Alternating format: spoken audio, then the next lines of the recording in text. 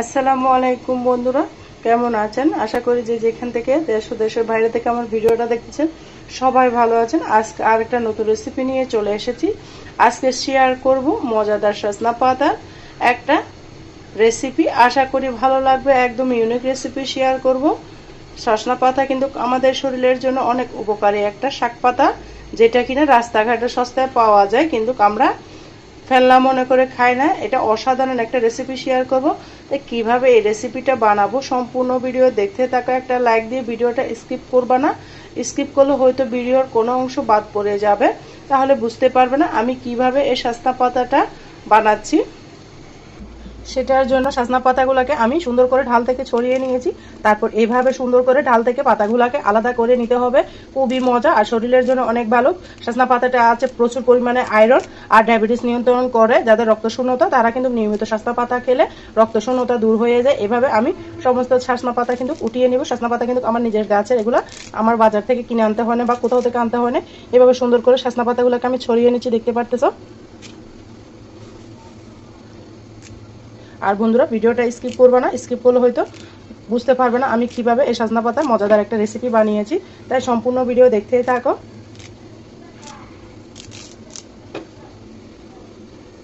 এইভাবে সমস্ত পাতা আমি ছড়িয়ে নিয়ে আসতেছি, দেখতে থাকো।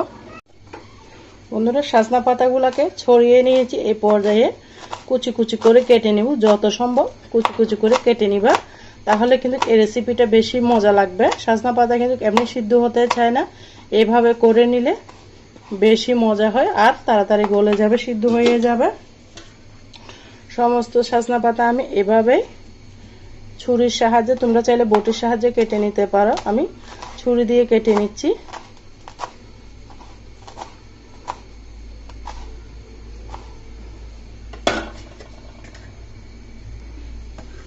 দেখো বন্ধুরা, এগুলো আমি উঠিয়ে নিচ্ছি।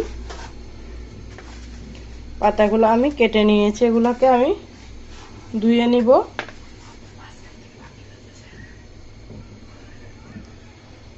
সমস্ত পাতাগুলোকে আমি ছড়িয়ে নিয়েছি। এই পর্যায়ে আলুটাকে কেটে নিব। আলুটাকে আমি কাট করে নিচ্ছি, ডুমো ডুমো করে কাটবো, খেতে বেশি ভালো লাগবে।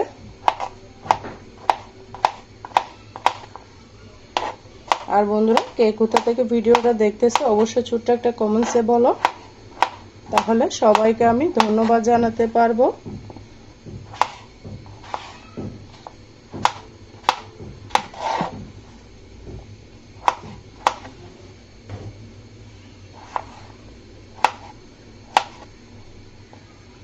এই পর্যায়ে আমি রান্নার প্রসেসে চলে যাব। আমার কাটা হয়ে গিয়েছে। কিভাবে রান্না করব সম্পূর্ণ ভিডিও দেখতেই থাকো। দেখো বন্ধুরা, এখানে আমি একটা পাতিল বসিয়ে দিয়েছি। দিয়ে দিব সজনা পাতাগুলোকে সুন্দর করে আমি ধুয়ে নিয়েছি। এই পর্যায়ে দিয়ে দিব এখানে সজনা পাতাগুলা। তারপর দিয়ে দিব আমি এখানে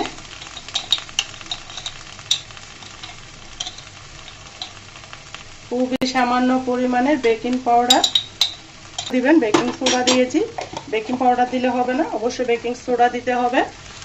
এখানে আমি বেকিং সোডাটা দিয়েছি, দিয়ে সুন্দর মতো নাড়াচাড়া করে মিশিয়ে নিব।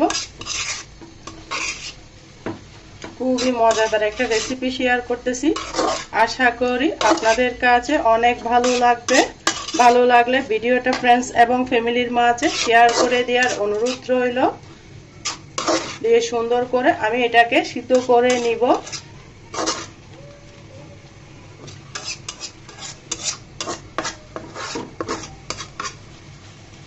সজনা পাতা দিয়ে কিন্তু শরীরের ব্যথা বেদনা কিন্তু নিরাময় করা যায়। তাই নিয়মিত যদি মাসে 3-4 বার সজনা পাতা খাওয়া যায়, তাহলে কিন্তু আমাদের শরীরে বিভিন্ন প্রকার রোগ প্রতিরোধ ক্ষমতা বাড়াবে। তাই যাদের হাতের কাছে সজনা পাতা আছে তারা অবশ্যই এই সজনা পাতা রেসিপিটা বানিয়ে খাবেন। দেখতে থাকো সম্পূর্ণ ভিডিও। আমি পাতাগুলোকে সিদ্ধ করে ফিরে আসতেছি। দেখো বন্ধুরা, সজনা পাতাগুলোকে আমি সুন্দর করে সিদ্ধ করে নিয়েছি। এই পর্যায়ে আমি সজনা পাতাগুলোকে উঠিয়ে নিব। একটু পানি পানি শুকাবো না, পানি পানি দেখতে পারতেছো কত সুন্দর কালার এসেছে পানিগুলো। এগুলো সব নিয়ে নিয়েছি, এগুলো ফেলানোর কোনো দরকার নেই, পানির মধ্যেই আছে ভিটামিন। তাই পানি সহ উঠিয়ে নেবেন বন্ধুরা।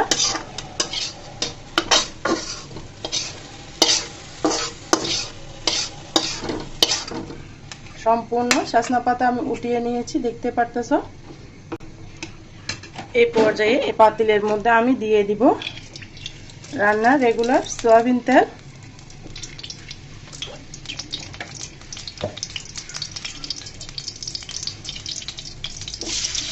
দিয়ে দিলাম কেটে রাখা আলুগুলো।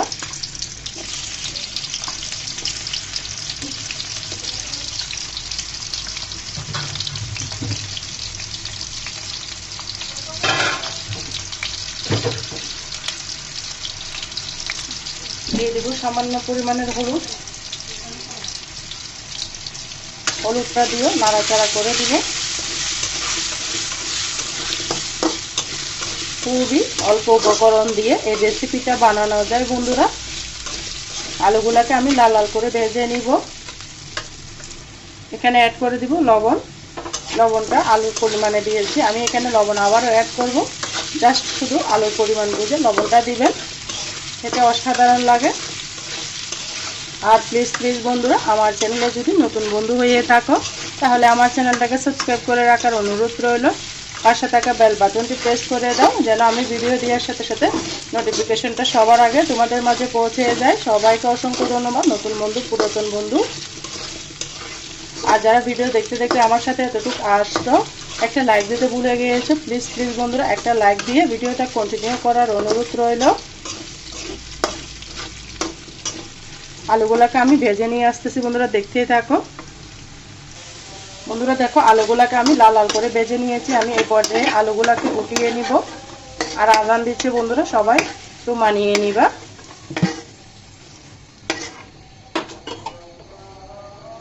এই পর্যায়ে দিয়ে দিব রসুন। রসুনগুলাকে আমি একটু লাল লাল করে ভেজে নিব। লাল লাল করে ভেজে নিয়ে হলে এখানে আমি অ্যাড করে দিব পেঁয়াজ। অনেকগুলো পেঁয়াজ দিয়ে দিয়েছি। এই রেসিপিটার মধ্যে বেশি করে পেঁয়াজ দিলে খেতে বেশি ভালো লাগে। পেঁয়াজটা বাড়িয়ে দিবা। এই পেঁয়াজটাকে আমি ভাজা ভাজা করে নিব। দিয়ে দিচ্ছি স্বাদ মতো লবণ। দেখো বন্ধুরা, পেঁয়াজটাকে আমি ভাজা ভাজা করে নিয়েছি। এই পর্যায়ে আমি এখানে অ্যাড করে দিব খুবই সামান্য পরিমাণে হাফ চামচ মতো কালি জিরা। কালি জিরাটা দিলে এই সজনা শাকের রেসিপিটা বেশি মজা হয়। দিয়ে কালি জিরাটা দিয়ে আমি 2-3 মিনিট মতো রান্না করব। তারপর এখানে আমি অ্যাড করে দিব সামান্য পরিমাণের হলুদের গুঁড়া। তারপর দিব ধনিয়া জিরার গুঁড়া। তারপর দিলাম লাল মরিচের গুঁড়া। হলুদের গুঁড়া বেশি দিবেন না বন্ধুরা, হলুদের গুঁড়া বেশি দিলে শাকের কালারটা নষ্ট হয়ে যায়। খুবই সামান্য পরিমাণের দিয়েছি। দিয়ে আলুগুলো তো আমার 80% প্রায় সিদ্ধ হয়ে গিয়েছে, দেখতে পারতেছো, দেখিয়ে দিলাম। সামান্য পরিমাণে পানি দিয়ে দিলাম। সজনা পাতার বিভিন্ন রকম রেসিপি কিন্তু আমার চ্যানেলে আছে, চাইলে ঘুরে আসতে পারো। সজনা পাতার একরকম একঘেয়েমি খেতে ইচ্ছে না করলে বিভিন্ন রকমভাবে খাওয়া যায়। আলুটা কিন্তু আমার সিদ্ধ হয়ে গিয়েছে, একদম চটপটা রেসিপি। এই আলুগুলোকে আমি এইভাবে 2-3 মিনিট রান্না করব। মশলাটা যেন আলুর গায়ে গায়ে চলে আসে সেই পর্যন্ত আমি আলুটাকে রান্না করে নেব। বন্ধুরা 2-3 মিনিট পরে আমি ফিরে এলাম। তারপর দিয়ে দিচ্ছি 5-6টা কাঁচামরিচ। দিয়ে আবারও ভালো মতো নাড়াচাড়া করে দিচ্ছি। আলুটা একদম গলে গিয়েছে। এই পর্যায়ে আমি অ্যাড করে দিব সিদ্ধ করে রাখা সজনা পাতাগুলো। তোমরা চাইলে রসুন পেঁয়াজ ছাড়া নিরামিষ রান্না করে নিতে পারো, তাও মজা লাগবে।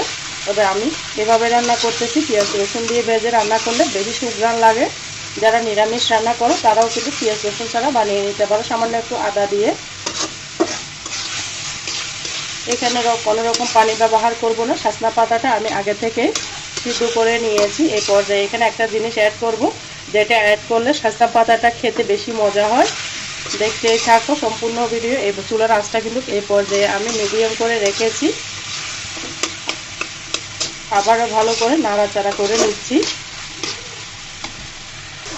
দেখো বন্ধুরা, আবারও আমি নাড়াচাড়া করে দিচ্ছি। এখানে দিয়ে দিব 1/2 চামচ মতো চিনি। চিনিটা যখন দিবা শাকনা পাতার স্বাদটা কিন্তু দ্বিগুণ বেড়ে যাবে। তখন আর যে শাকনা পাতার একটা তিতো ভাব লাগে সেটা আর লাগবে না বন্ধুরা। এখানে আমি দিয়ে দিব সামান্য পরিমাণে কালা জিরার গুঁড়া। এই কালা জিরার গুঁড়াটা দিলে খেতে কিন্তু অসাধারণ মজা হয়। দিয়ে আমি আবারও নাড়াচাড়া করে নিব। এতটা মজা বন্ধুরা, গরম ভাতের সাথে অন্য কোনো রেসিপি লাগবে না। শুধুমাত্র এই শাকনা পাতা দিয়ে আঙ্গুল চেটে পুটে ভাত খাবে, কথা দিলাম। আর বন্ধুরা, ভিডিও দেখতে দেখতে যারা এতটুকু এসে গিয়েছে সবাইকে অসংখ্য ধন্যবাদ। আমি পরিবেশন করে দেখিয়ে দিচ্ছি কেমন হয়েছে। আর সর্বশেষ প্রতিদিন যেটা বলি, কথার মাঝে যদি আমার কোনো ভুল ত্রুটি হয় সবাই আমাকে ক্ষমার দৃষ্টিতে দেখো। আলুগুলা ভেঙে ভেঙে আমি দেখতে পারতেছি শুকনো পাতার সাথে মিশিয়ে দিচ্ছি। এই পর্যায়ে কিন্তু চুলার আগুনটাকে আমি বন্ধ করে দিয়েছি। পরিবেশন করে দেখিয়ে দিচ্ছি। দেখো বন্ধুরা, আমার শাসনা পাতাটা কেমন হয়েছে ছোট্ট একটা কমেন্টসে জানিয়ে যাও। আর তোমরা এখনই শাসনা পাতার রেসিপিটা বানিয়ে আমাকে বলো কেমন হয়েছে এই দুর্দান্ত রেসিপিটা। আশা করি তোমাদের কাছে ভালো লেগেছে। ভালো লাগলে লাইক কমেন্ট শেয়ার করতে ভুলবে না। আজকের মতো আমি এখানে বিদায় নিচ্ছি। আল্লাহ হাফেজ। আসসালামু আলাইকুম রহমতুল্লাহি ওয়া বারাকাতুহু।